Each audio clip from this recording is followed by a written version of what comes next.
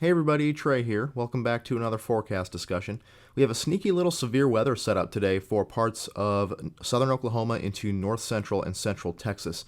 SPC has put out an enhanced risk, level 3 out of 5, for parts of north central Texas, including the Dallas-Fort Worth Metroplex. So the entire Dallas-Fort Worth Metroplex under the gun for the greatest threat for severe weather today. Also, places like Weatherford, Mineral Wells, Graham, Bowie, down toward Cleburne, Brownwood, Stephenville, over toward Waco, and then out to the east as well. Places like Corsicana, Palestine, and over toward Tyler and Longview. Under the gun for the greatest threat for severe weather today. Slight risk surrounds that, extends from far southwest Oklahoma down toward the Austin area and over toward parts of northwest Louisiana, including Shreveport. And a marginal risk surrounds that. That does include the Oklahoma City metro area. All hazards on the table for today. There is a 10-hatched tornado threat. This has increased in the last update here just a few minutes ago. 10-hatched for the potential for a few tornadoes, a couple of which could be strong. That does include the Dallas-Fort Worth Metroplex and areas just to the west, southwest, and south, and areas just to the east as well. So 10 hatched, 4 tornadoes surrounded by a large 5% and 2% areas. Damaging wind also going to be a threat, especially there from the Dallas-Fort Worth Metroplex east and southeast, as well as very large hail. We could see very large hail today in a wide swath from that Red River vicinity near Wichita Falls down to the south, all the way toward Austin, up toward Waco, and especially in that 30 hatched area, Dallas, Mineral Wells, Weatherford. You are under the gun for the greatest severe hail threat today. Could see some very large hail with the supercells today. So let's go ahead and dive in, take a look at our water vapor satellite imagery. And you see a couple things right off the bat. This is our big old trough that caused our high-risk severe weather outbreak back on Friday. That has since moved out. And you see this broad area of southwesterly flow here across Texas. This is ahead of just a little perturbation in the flow. You see a little dip there in the contours, a little bit of drier air right here. This is just a little perturbation that's making its way into Texas today. In our next trough for our upcoming potential significant severe weather risk on Tuesday across these much of the same areas as Friday is taking shape here off the map here off the Pacific Northwest coast as we speak. But this little trough down here is going to be our major focus for today. If we take a look at our 500 millibar map, you can see exactly what we're talking about. This is at 12Z, 7 a.m. Central Daylight Time, 500 millibar map here. Broad zonal flow across much of the country, east-west flow across much of the country. Here's our next trough digging down for our big severe weather event on Tuesday. But this is going to be our little guy for today. You see it's not a very big trough at all, just a little perturbation in the flow. But this is going to be enough, along with the slightly enhanced flow associated with it, to produce some severe weather this afternoon and evening across parts of north central Texas. Now, this is a very small trough, not expecting to be a super robust low-level response with this trough. Given that we have zonal flow up in here, I would expect to see some low-level response from a surface cyclogenesis process. You do see we have a surface flow up here in southern Canada. One potentially weaker center to this surface flow down here across eastern Colorado, but not too significant of a low-level response yet with this particular feature. And if we look at 850 millibars, about a kilometer off the surface, this is where we look for our low-level jet, that layer of winds about a kilometer off the surface that helps to pump that moisture northward into the region and enhance those low-level photographs. Very strong low-level jet across much of the region from Texas all the way up into Minnesota. We have 55 knots or so here out of the south-southwest, so a very strong low-level jet associated with this surface low here in southern Canada that stretches all the way down. The troughiness, at least, extends all the way down here into the southern high plains, down into New Mexico. You see the axis of the trough back in that vicinity there. So let's take a look at some surface data, see what's going on here, and you'll see that dew points, not what you'd typically expect to see on a surface, on a severe weather day. Dallas-Fort Worth here, 58 over 41, 41-degree dew point there at DFW this morning as we're recording this just after 8 a.m. Central Daylight Time. All those 60s and 70s dew points are confined to far southern Texas. So this is going to be a case of just-in-time moisture, and that shouldn't be a problem given we have that strong low-level jet in place. We should have at least some surface response over the next several hours. So this moisture should get pulled northward fairly nicely ahead of a dry line that sets up somewhere here in the far southeast Texas panhandle, south to the Texas South Plains, or areas just to the east of there, somewhere in this vicinity right in here. We should see that dry line set up later on. So that moisture going to be just in time, as we said. We're going to need that moisture source, that moisture to really pump its way northward, and it should throughout the day. So that shouldn't be too much of an issue. We'll talk about how that progresses in just a second.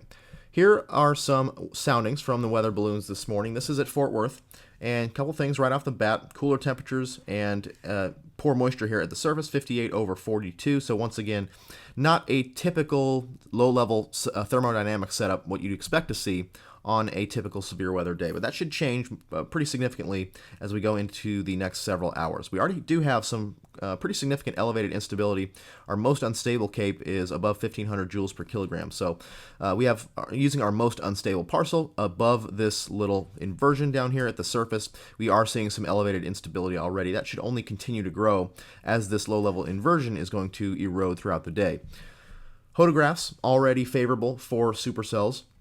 You can see these photographs are very long at this point, so definitely the deep layer shear is in place for supercells, low-level shear as well. Some curvature already indicating that warm advection is in place given those veering winds in the lowest levels of the atmosphere with height.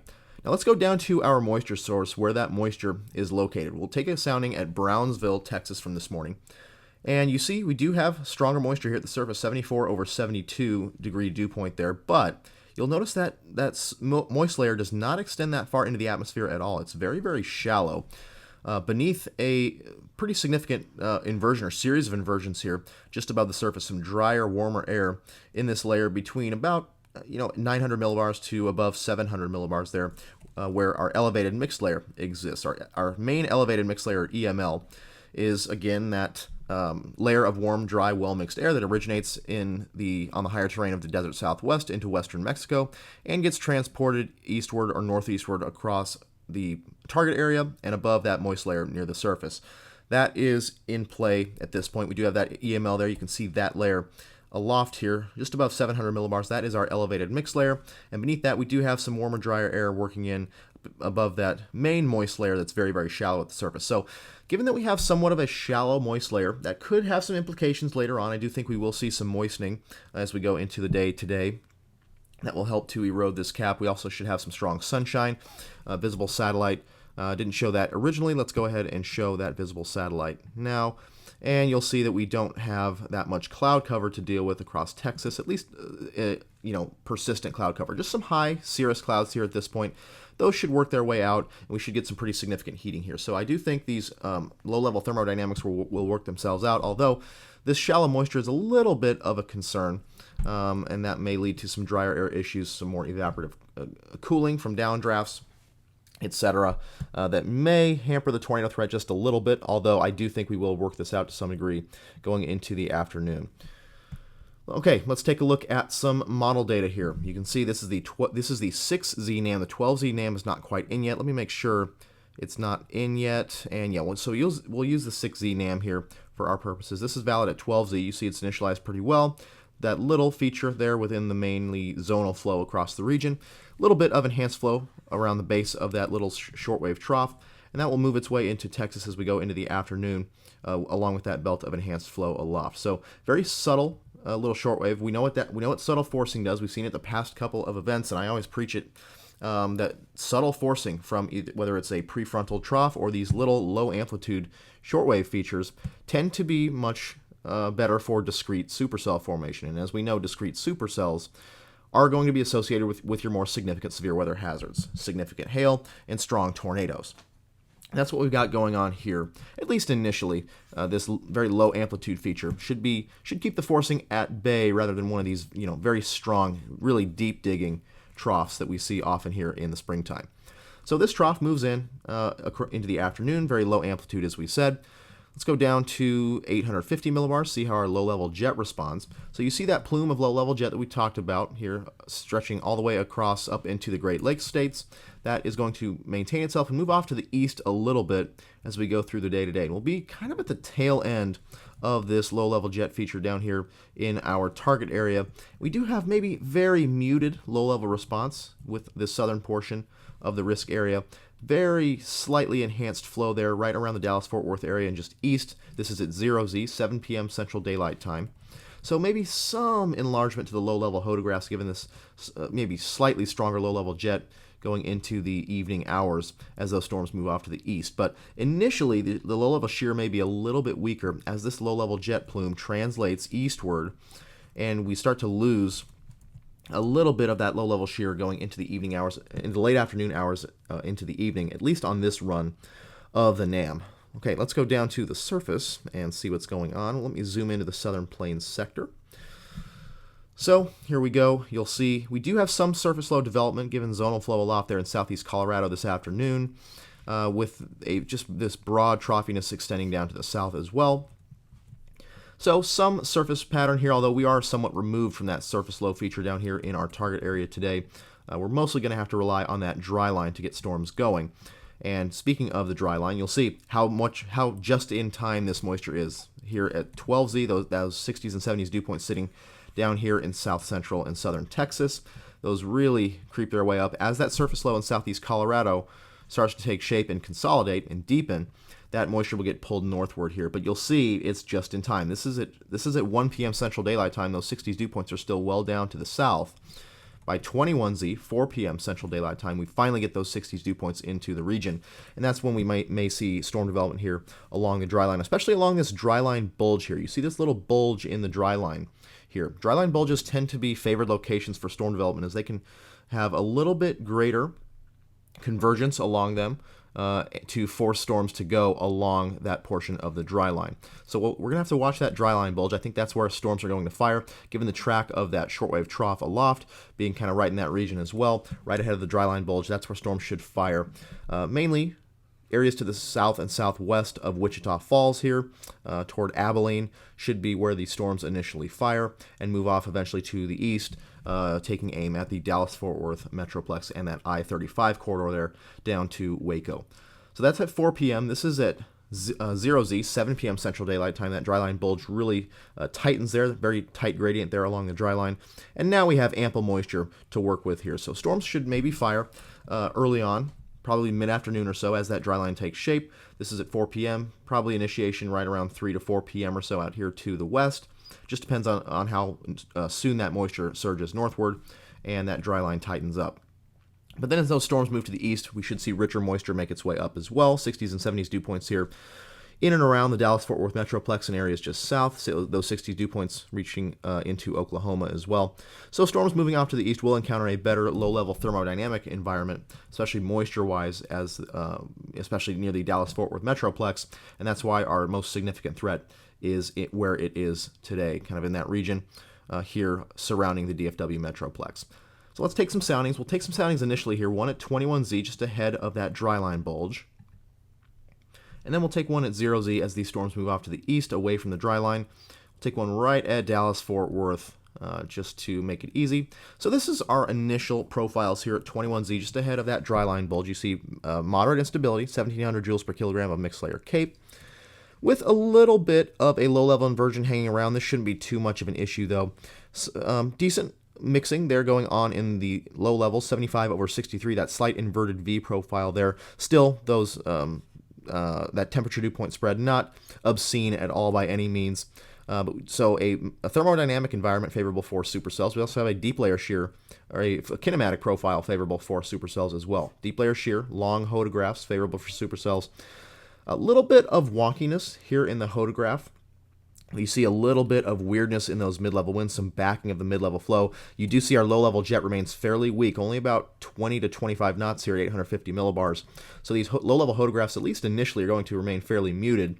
And as a result, we could see a large to significant hail threat take shape early on. That's why the 30% hail threat from the SPC is a little bit farther back out to the west. That's going to encompass the first several hours of supercell development, given that these low-level shear is going to remain somewhat weak initially, and our deep layer shear is favorable for supercells, and we should have a discrete mode also amid moderate instability. So that is all a recipe for some significant hail. Also, just real quick, let's show you the storm mode here. So here's our initiating boundary, the dry line. Let's take a look at our shear vectors with respect to the initiating boundary, and you can see they are almost 90 degrees perpendicular to that dry line bulge and that rest of that dry line there across central Texas. So this is a very favorable environment for supercells. Sometimes when you have this degree of perpendicularity of storms moving off the dry line, we could start to worry about storm splits especially early on when those photographs are not quite as looped in the low levels. When you have somewhat straighter photographs,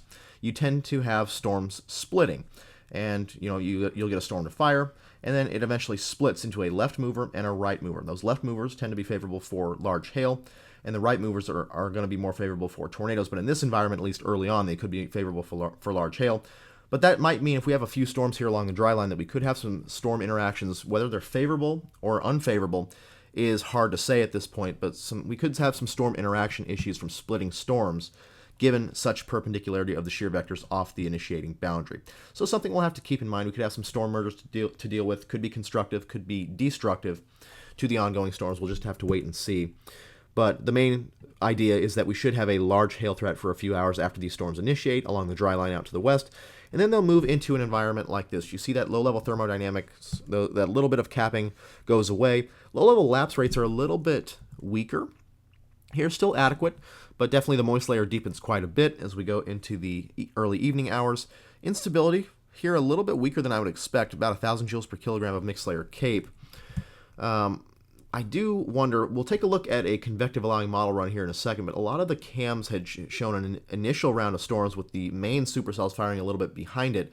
So I wonder if there is some an initial batch of storms that fires that may have some slight implications to the environment out here, as these main supercells that fire along the dry line are going to move into. We'll have to watch that, and we'll take a look at that in a second. But this is at 0Z. You see our photographs do have a little bit more curvature here to deal with, a little bit less wonkiness there in the mid-levels. We start to see that backing work itself out as the trough moves in. Definitely favorable for tornadoes. This is not necessarily a sounding that screams strong tornadoes. We do have instability. It's a little bit skinny on this particular model. We will check one other model here in a second. But we do have decent instability. Low-level shear favorable for tornadoes at this point. Still, I think a large hail threat will persist if this is the case. Some of the photographs yesterday were a little bit larger here, so that would suggest more of a tornado threat with those storms. But I do think a large hail threat and some tornado threat will exist, especially as the storms move off in the general direction of the DFW Metroplex between about 4 p.m.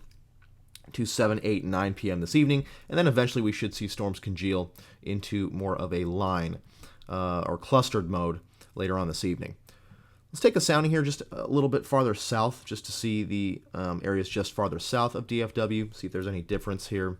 I wouldn't expect there to be too much. There is a little bit more curvature here, a little bit stronger instability just to the south, so I wonder if there is some previous storm contamination here with these soundings and the thermodynamics here. But decent instability, over 1,600 joules per kilogram of mixed layer CAPE, large looping photographs there just south of DFW. So this would indicate perhaps a tornado threat, perhaps some strong tornado threat there going into the early evening hours there. This is again at 7 p.m. Central Daylight Time. So fairly favorable environment as those storms move off to the east.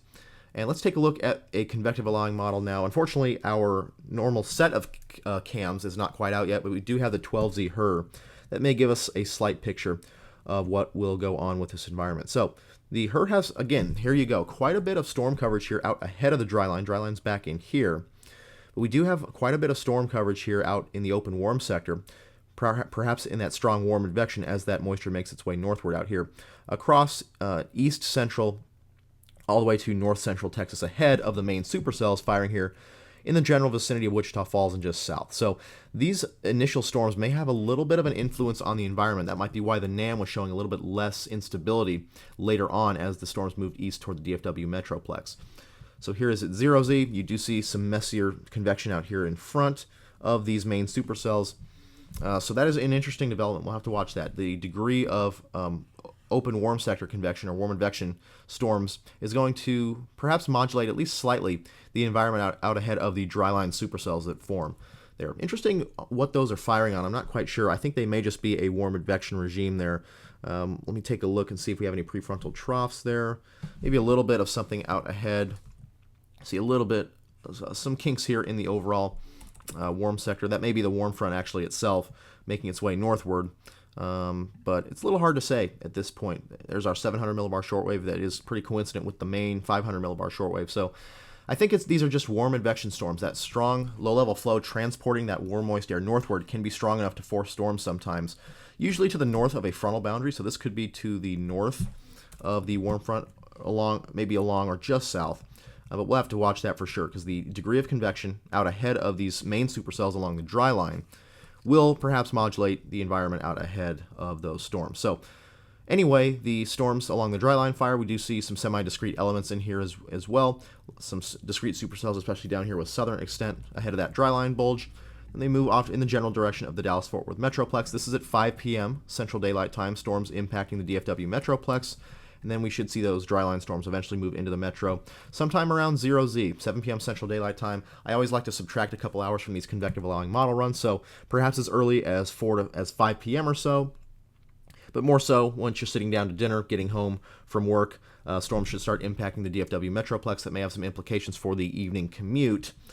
And these, again, will have a large hail threat and an outside chance of a strong tornado or two, and a few tornadoes possible with these supercells. And then eventually things will congeal into a line and more clustered mode as they move off into northeast Texas there as well. Let's take a look at, I want to take a look at a couple of previous runs. We'll go to the 10Z run just to see how consistent this model has been.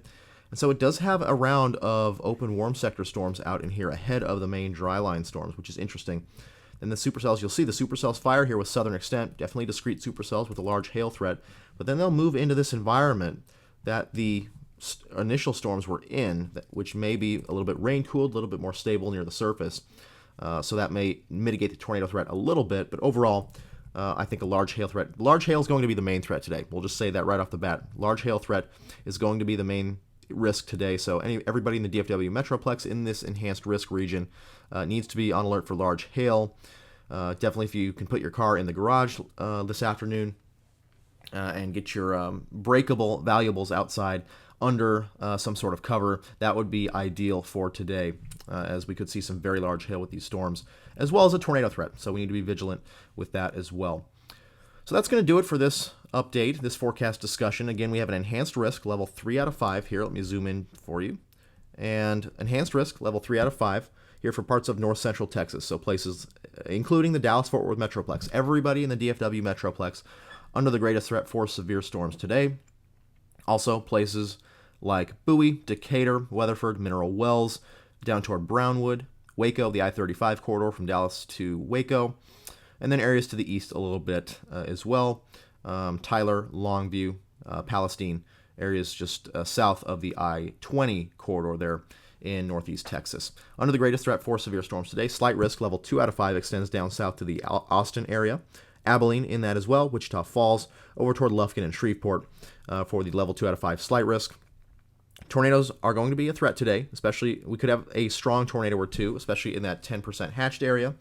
Does include the DFW Metroplex and places like Weatherford down toward the Waco area. 5% and 2% areas surround that, so tornadoes could stretch all the way within this risk area. Damaging wind, especially with eastward extent, that does include the DFW Metroplex and areas to the south and east. Along the I-20 corridor there, Tyler, Longview, down a little bit farther to the south of that corridor as well. Greatest threat for damaging winds, especially after storms congeal a little bit later on. And large hail. Large hail will be more favorable throughout the entire event, but especially initially as the storms fire along the dry line out here to the west, Abilene, Wichita Falls, and then move into a very favorable corridor for large hail there as they approach Dallas, Fort Worth, and surrounding areas. So all in all, a very sneaky, very potentially significant day, but this kind of has really ramped up over the past day or so, as we now have an enhanced risk out, and just a couple days ago, it was a marginal risk. I believe yesterday morning it may have been a marginal risk. So things have ramped up here with this setup. Even though if you haven't heard a lot about this setup, it's not as eye-catching per se as our event, for example, on Friday, where we had dual high risks from the Midwest to the Mid-South. Still, this event could be significant, and it needs to be taken seriously if you live in these areas. So with that, thanks for watching, and we'll see you in the next video.